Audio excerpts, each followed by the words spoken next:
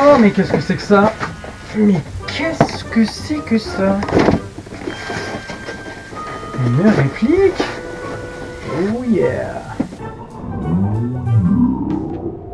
Bon, ne vous inquiétez pas, je vais vous la montrer en détail après. Salut les gens, la voilà enfin cette VZ58M de chez Ares dont j'avais promis la review depuis une paye. J'ai acheté cette réplique en octobre 2018 chez Airsoft Entrepôt et depuis j'ai largement eu le temps de la tester. Dans plusieurs environnements, par saisons diverses. Elle tire droit, elle est fiable, elle est nerveuse, bref, elle ne me quitte plus sur les terrains et j'en suis super satisfait. Rendez-vous après le générique, la vidéo étant un peu plus longue que d'habitude, vous pouvez y naviguer grâce au chapitrage présent dans la description de la vidéo en cliquant sur la partie qui vous intéresse. Bon visionnage!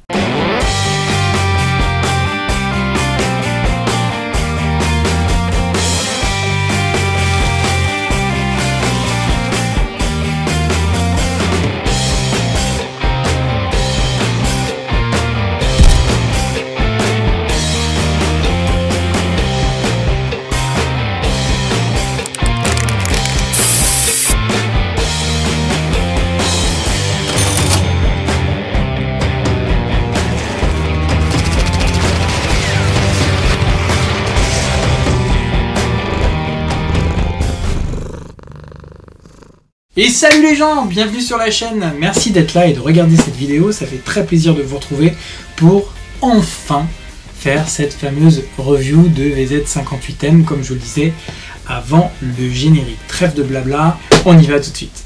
Let's roll! Le fusil d'assaut VZ58, signifiant Samopal Vzor 1958, traduction française, pistolet mitrailleur modèle 1958, sa date de création, était le fusil d'assaut standard de l'armée tchécoslovaque de la fin des années 50 jusqu'à la dissolution de la Tchécoslovaque socialiste république en 1993 à l'explosion du bloc soviétique. Il a été fabriqué par la célèbre firme Sashka Zbrojovka, plus connue sous le nom de CZ. Bien que très ressemblant à l'AK, il en est pourtant très différent mécaniquement parlant. Je ne rentrerai pas dans les détails puisque je ne vais pas parler de l'arme réelle, mais évidemment de la réplique. Toujours utilisé dans l'armée et plutôt bien exporté à l'étranger, le VZ58 est une plateforme de custom très aimée. Comme on peut le voir, on peut partir du modèle originel, en passant par ce modèle modernisé que je vais vous présenter aujourd'hui, jusqu'à de véritables porte-avions, si le cœur nous en dit. Originellement, son calibre de munition de 7,62 x 39 mm, ou la munition M43, est aussi la célèbre munition du AK-47, un point commun qu'elle partage avec son arme cousine, en plus de son allure légèrement ressemblante. A partir de 2011, l'armée tchèque remplace le Samopal Vzor 58 par le CZ 805 Bren, toujours conçu par la firme Sashka Zbrojovka, c'est-à-dire CZ. Le 805 Bren est une arme de calibre 7,62 mm et beaucoup plus polyvalent que le VZ car il est également compatible avec la munition 5,56 mm. Le VZ58, nettement moins popularisé par le cinéma que le fusil d'assaut AK-47, a tout de même été mis en lumière par la fameuse série américano-britannique Strike Back depuis 2010. À vrai dire, je ne connaissais pas cette série avant d'en entendre parler grâce à cette réplique justement. À ma connaissance, son apparition la plus célèbre au cinéma, et l'une des seules me semble-t-il, a lieu dans le classique des films de guerre, j'ai nommé Full Metal Jacket de Stanley Kubrick. Si, vous savez, la fameuse scène où l'escouade de l'engagé Guignol est prise en embuscade par un tireur isolé, ce qui est en quelque sorte la troisième et dernière partie du film. Cette partie révèle en fait non pas un tireur, mais une tireuse. Elle fait feu sur l'éclaireur, puis l'infirmier qui vient lui porter secours, scène mythique et haletante. L'escouade, amputée de plusieurs soldats à cause de cette embuscade meurtrière, finit par déloger cette jeune Viet Cong, armée non pas d'une AK-47, mais d'une VZ58.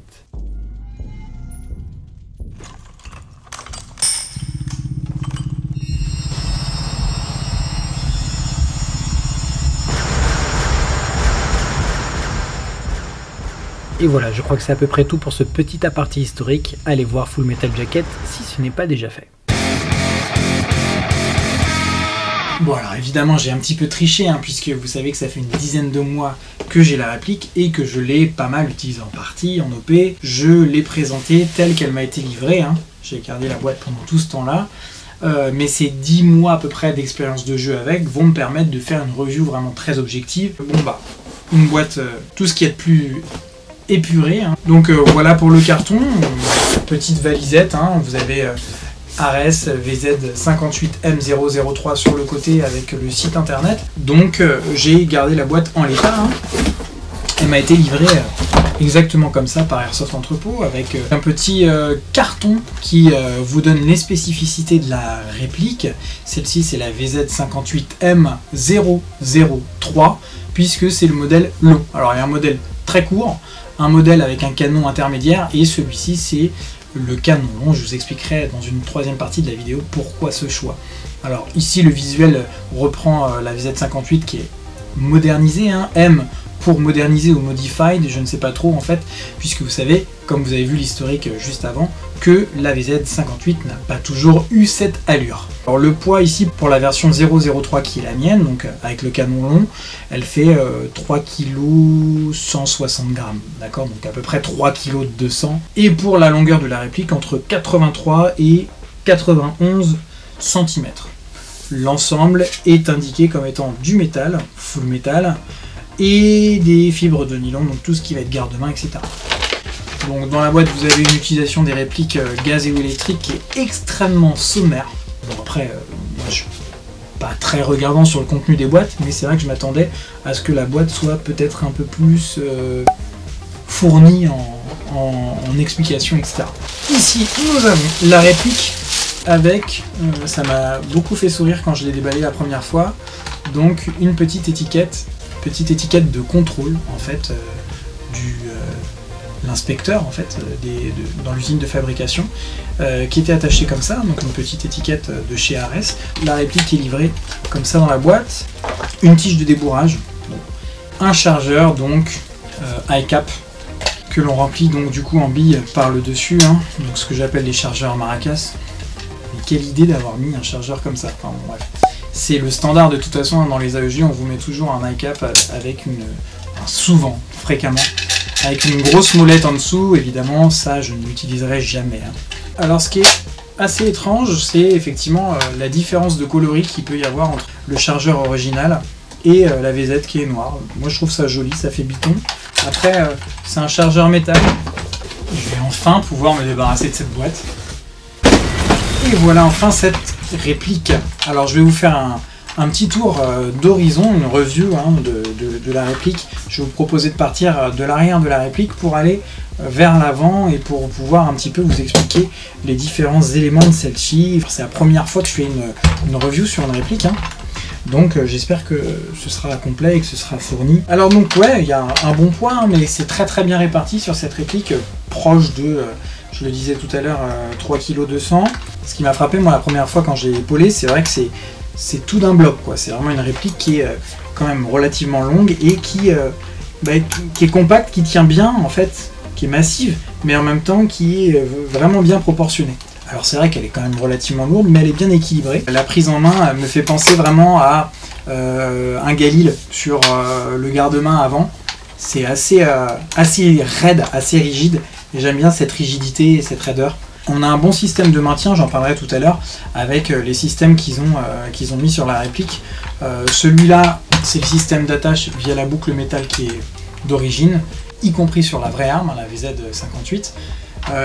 Et ici, sur le modèle qu'on nous propose, qu'Ares nous propose, on a évidemment un passe-sangle en métal ici sur le corps de la réplique, mais on a aussi un passe-sangle sur la crosse à l'arrière que je vous présenterai tout à l'heure. Alors comme vous pouvez le voir, il y a aussi une petite vis ici qui est un peu intruse par rapport au reste de la réplique. Ça tient tout simplement au fait que le vissage n'était pas fait correctement en sortie de boîte et que cette vis là, qui est la vis originale, qui n'est pas celle-ci, je l'ai tout simplement paumée dès la première partie. Donc j'étais un petit peu dégoûté, il a fallu que je retrouve une vis à la mesure, que je fasse un petit bricolage. Au moins j'ai mon bouton extracteur de crosse qui fonctionne parce que c'était un peu la galère sinon pour retirer la crosse pour mettre la batterie. J'ai juste dû couper la vis en fait pour la remettre à la bonne taille comme vous pouvez le voir dans les petits inserts. On y va pour le tour de la réplique. Alors, on commence par l'arrière avec cette crosse Amoeba qui effectivement modernise la réplique. Hein. Comme je vous l'ai expliqué tout à l'heure, la réplique n'a originalement pas du tout ce look. C'est une crosse Amoeba APT, qui veut dire Amoeba Pro Tactical, donc qui s'extrait avec le bouton extracteur, voilà, qui permet d'avoir un accès direct au tube de crosse dans lequel vous allez pouvoir loger la batterie. Sur cet AEG, c'est vraiment pour moi le côté extrêmement positif sur les répliques que j'ai eues jusqu'à maintenant. C'est vrai que c'est toujours une tannée de mettre la batterie, démonter la batterie. Là vous avez vu, hein, ça prend 3 secondes. Hop, on a la crosse, on retire la crosse, on accède au Tamiya Mini et c'est réglé. Donc ça c'est vraiment un côté très appréciable. Donc moi je suis sur une batterie ATM 7.4. Hein. On y remet sa petite crosse. Elle a quand même un côté très confortable puisque donc elle est réglable en plusieurs positions. Hein. Donc vous pouvez la mettre à 0, 1, 2, 3, 4. Et c'est tout, 4 positions. Et cette crosse, alors là évidemment je suis beaucoup trop loin de ma réplique. Je suis beaucoup mieux comme ça. Voilà. Mais cette crosse elle est vraiment... comme je vous le disais, la tenue est très raide, mais la crosse vient vraiment bien amortir. Et ce talon de crosse est vraiment ergonomique. Donc un tube de crosse qui vient donc du coup se fixer au corps de la réplique avec une grosse vis plate à l'intérieur, hein, qu'on peut serrer avec un tournevis. Ensuite sur la réplique, donc on est sur du full métal, hein, donc un petit peu partout. Ici on va trouver du polymère sur le garde-main avant, sur le puits de chargement qui est lui aussi un élément modernisé. Donc un puits de chargement, comme vous avez pu le remarquer, qui est un puits de chargement M4 et non pas les chargeurs d'origine de la VZ. Je vous expliquerai également pourquoi ce choix, puisque c'est assez particulier de voir une VZ avec un chargeur M4. Ça lui donne vraiment un côté... je parlais d'hybridité tout à l'heure, là c'est clair qu'on y est à fond. La poignée pistolet est en polymère, avec ma foi un bon grip. C'est une poignée modernisée, hein, qui tient vraiment bien, je trouve. On peut avoir le pouce qui se repose ici de l'autre côté quand on la tient, ce qui est assez agréable. L'emplacement pour le doigt qui vient sous le pontet, et puis le reste de la poignée avec à l'arrière aussi des stries de préhension qui permettent d'avoir vraiment une bonne prise en main, je trouve. Le pontet donc, de cette réplique est assez particulier, hein. C'est vraiment le pontet caractéristique de la VZ, comme vous pouvez le voir, avec une espèce de petit écart entre les deux morceaux là, qui viennent refermer le pontet. Donc du coup, la queue de détente, j'étais assez surpris, ayant une réplique qui est beaucoup plus ancienne que la VZ, hein, de voir le progrès technologique qui a été réalisé sur les dernières AEG. Vraiment sortie de boîte comme ça avec le système embarqué et la gearbox V3, etc. On a une réactivité qui est quand même assez bonne. Il n'y a vraiment pas besoin d'appuyer comme un bourrin, la course de la queue de détente est assez courte. De ce côté de la réplique, un passe-sangle qui est ambidextre, hein, comme on peut le voir ici, des deux côtés. Et le sélecteur de tir. Alors le sélecteur de tir, c'est peut-être le truc le plus chelou de la réplique, hein, mais c'est aussi ce qui fait une de ses particularités. Ça et le fameux levier d'armement dont on parlera tout à l'heure. Le sélecteur de tir, bah, quand il est en bas, on est en safe. Je mets la réplique ici sur 1, il y a un marquage qui est assez clair, hein. Là, de l'autre côté 30 pour le full semi et de l'autre côté full.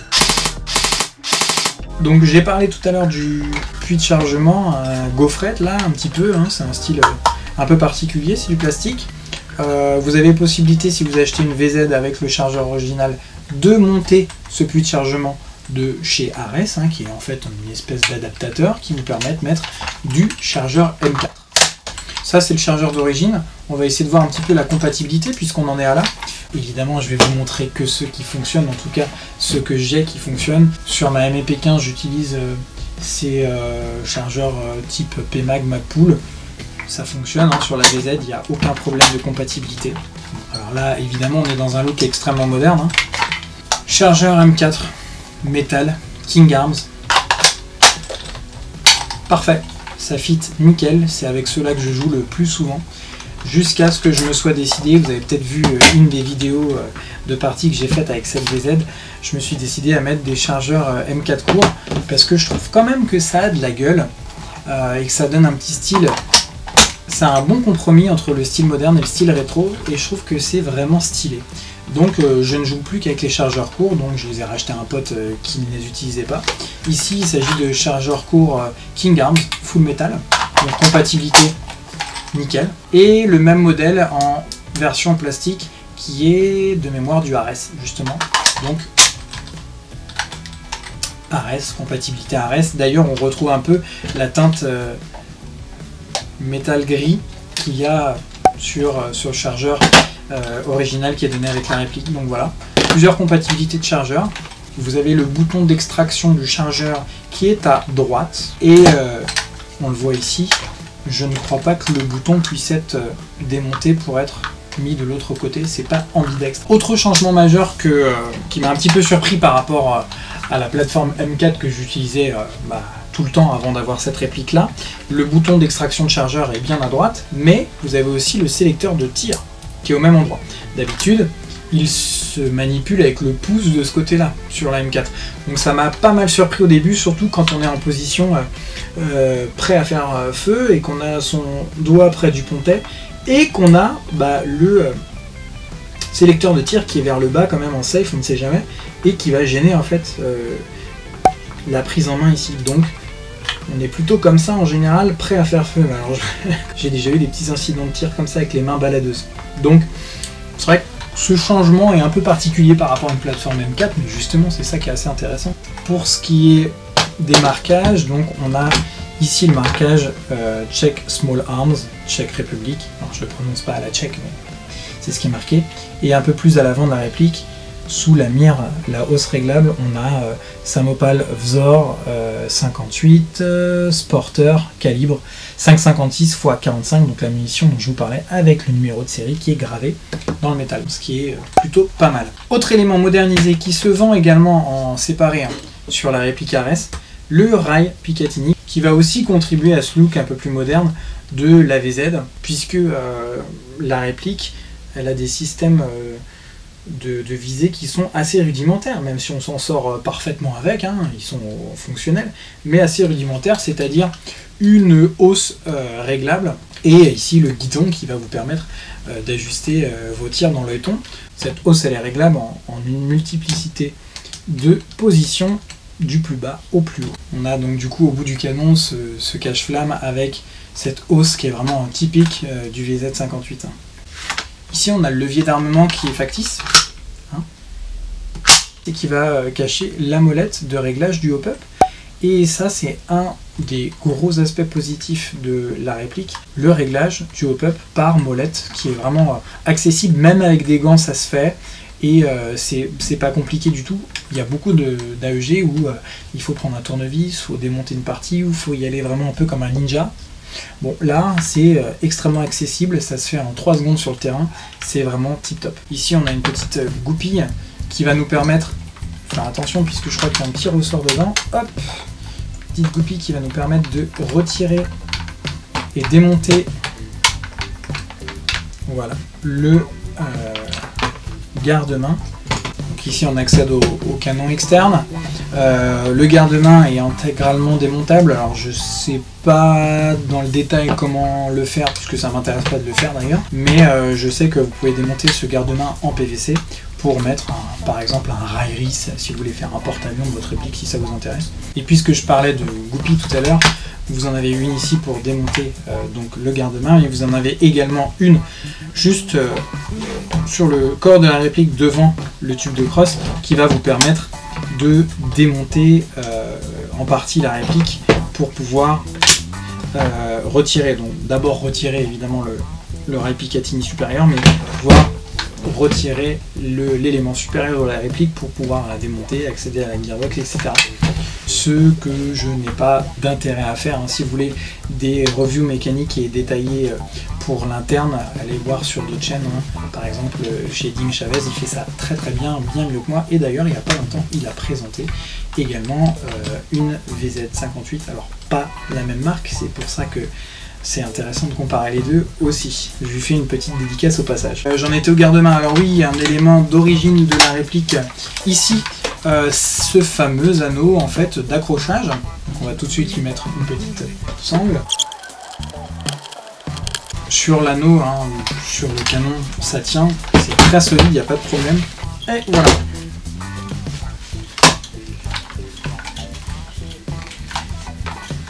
En général, je la porte comme ça. Voilà pour le système de maintien de la réplique. En tout cas, il est solide, fonctionnel. Là-dessus, il n'y a aucun problème. Il est vraiment top. Hein. Voilà, je crois que j'ai fait à peu près le tour de l'extérieur de cette réplique. Et j'ai oublié de vous parler du changement de ressort rapide. Alors ça, c'est quand même assez important. Il suffit de retirer la crosse, de retirer la batterie. Alors, normalement, il y a des outils qui existent pour ça, mais j'ai réussi sans trop de problèmes, ce qui tient du miracle. Cette espèce de bague là, qui retient le tube de crosse. Il suffit juste de le dévisser dans le sens contraire des aiguilles d'une montre. Et vous allez avoir un accès ici au ressort rapide.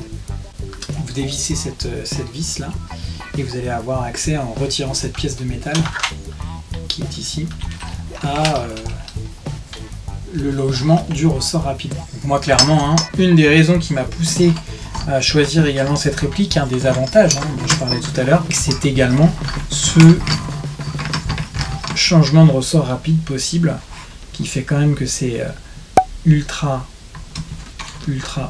pratique sur les terrains en cas de grosse galère de puissance. Et donc comme vous avez pu vous en rendre compte, on est passé progressivement de l'overview, c'est-à-dire l'externe de la réplique, à ce qui va toucher à sa mécanique interne, hein, puisque le changement de ressort rapide, c'est évidemment un élément de mécanique qui permet d'optimiser les performances de la réplique. Donc à l'intérieur de la réplique, on a une Gearbox V3. Cette Gearbox V3, elle est justement optimisée par un moteur axe court qui est logé dans la poignée pistolet ici. Et la particularité de cette réplique, qui a aussi fait que ça a été un choix de ma part, c'est l'Electric Firing Control System, donc EFCS, qui est une technologie Amoeba. L'Electric Firing Control System, donc breveté par Ares pour ses répliques type Amoeba, c'est un système qui est assez intéressant d'électronique embarquée dans votre réplique, qui permet de programmer la gearbox en fonction du tir que vous voulez réaliser grâce au sélecteur. Donc sur la réplique de base, on est sur du coup par coup, du safe et du semi, mais vous pouvez programmer votre réplique en changeant ses modes de tir grâce à un boîtier qui n'est pas vendu évidemment avec la réplique. Et ben ça tombe bien justement, j'en ai reçu un il y a quelques mois que je n'ai pas encore utilisé, j'attendais de faire cette review. Bon, on a un petit mode d'emploi qui est dans la boîte, c'est très simple à utiliser, c'est très intuitif. S'il y a besoin, on peut quand même se référer à ce petit guide. Vous avez 4 modes de réglage sur le boîtier de votre gearbox, donc Safe Semi Auto, Safe Semi Burst de 3, Safe Burst de 3 Auto et Safe Semi Semi. Le 4e mode étant intéressant pour verrouiller votre réplique en semi sur 2 positions du sélecteur et garder une position du sélecteur pour la sécurité. Donc ici sur cette borne, on branche l'AEG. De l'autre côté, la batterie.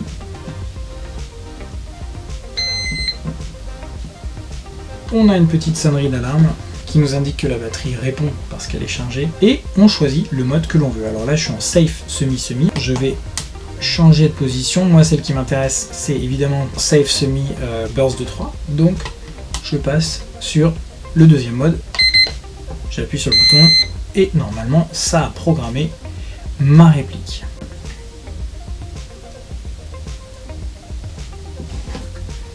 Voilà, c'est fait, remontage effectué, donc on teste, on est toujours ici sur le mode semi, hein, verrouillé, puisque le sélecteur est vers le bas, donc ici nous sommes en mode semi, aucun problème, et normalement ici on est réglé en burst de 3. Voilà. Ce qui est plutôt pas mal finalement comme petite configuration. Et ben voilà, je vous propose d'aller voir ce que ça donne au chronie en termes de FPS, et puis après on regardera un petit peu sa réactivité en tirant sur cible.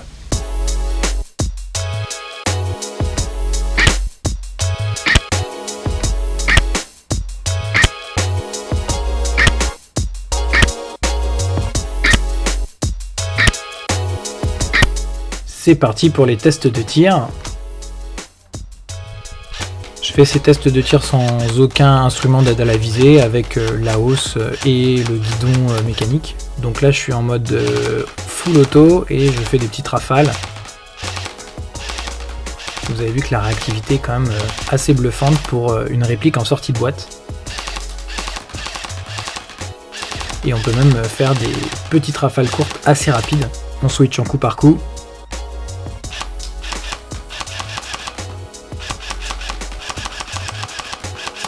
Et vous voyez que même en coup par coup, la cadence peut être assez élevée.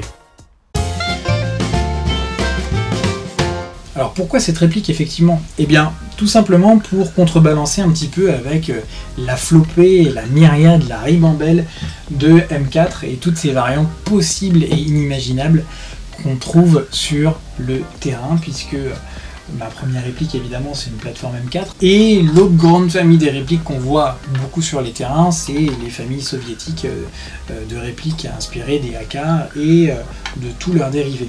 Et c'est vrai que l'AVZ, n'étant pas totalement collé au look AK mais lui ressemblant beaucoup, là c'était vraiment un pur compromis entre une ligne un peu modernisée mais en même temps vraiment un corps de VZ. C'est ce qui m'a séduit moi sur cette réplique, que je trouve vraiment très hybride et qui du coup n'est pas aussi daté qu'une VZ originale. Et la VZ passe quand même très très bien avec une tenue moderne du coup.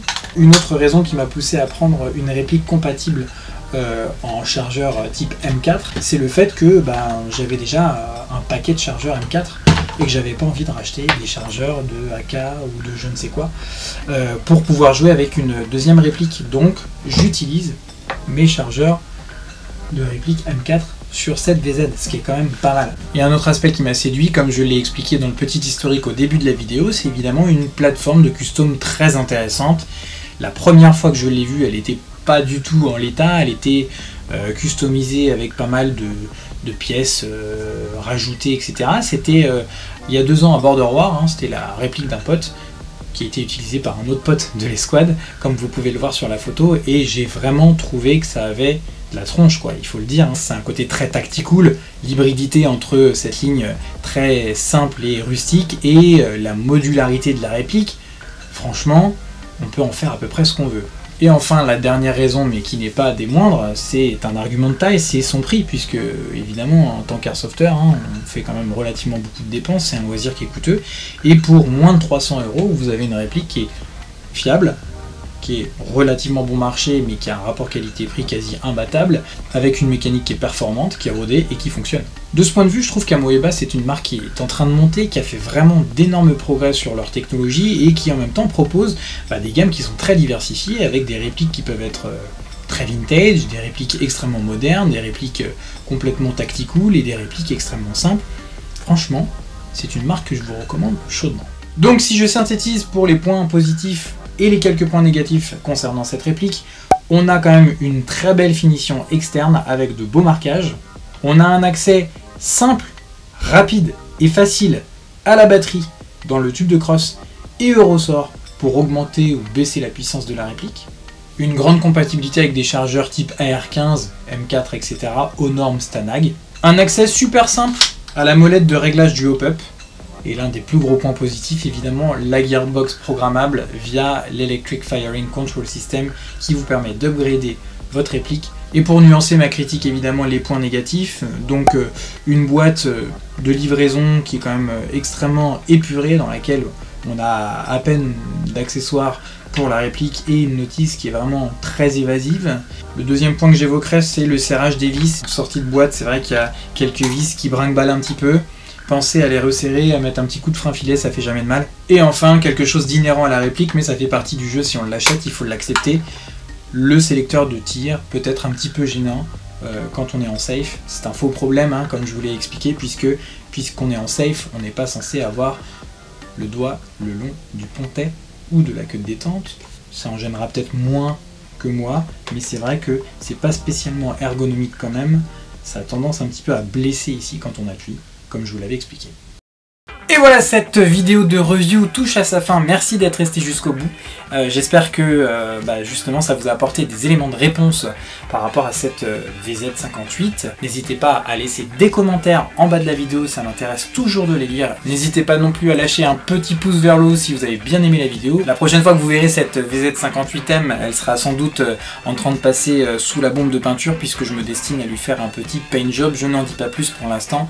N'hésitez pas à cliquer sur la petite cloche pour activer les notifications afin de savoir quand la vidéo sortira. Ça va pas être pour tout de suite, j'ai d'autres projets entre temps. En attendant la prochaine vidéo, je vous souhaite un bon été, de bonnes vacances si vous en avez. Profitez bien du soleil, faites de belles parties d'airsoft, n'oubliez pas la crème solaire. Et je vous dis à la prochaine. Ciao!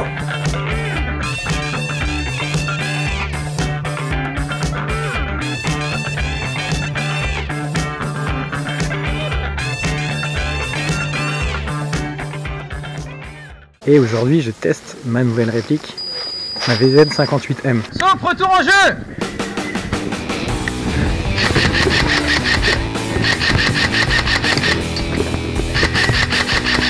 Recharge!